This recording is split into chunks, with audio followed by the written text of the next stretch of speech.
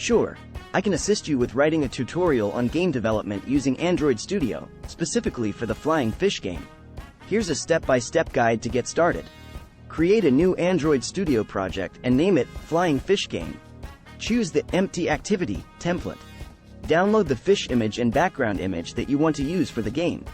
You can either create them yourself or find free images online. Add these images to the res drawable folder in your project. Open the activity_main.xml layout file and add an image view for the background image and another image view for the fish image.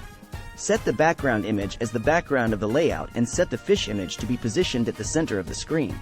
Create a new Java class named Fish, and add the necessary code for the fish to move up and down when the user taps the screen. You can do this by using the onTouchEvent method. Create a new Java class named Enemy, and add the necessary code for the enemy to move from right to left on the screen. You can do this by using a timer and a timer task. Add collision detection code to the fish class so that the game ends when the fish collides with the enemy. Create a new Java class named GameView, and add the necessary code for the game loop. You can do this by using a surface view and a thread. Add code to the main activity class to set the content view to the game view and start the game loop. Test the game on an Android device or emulator to see how it works. Congratulations!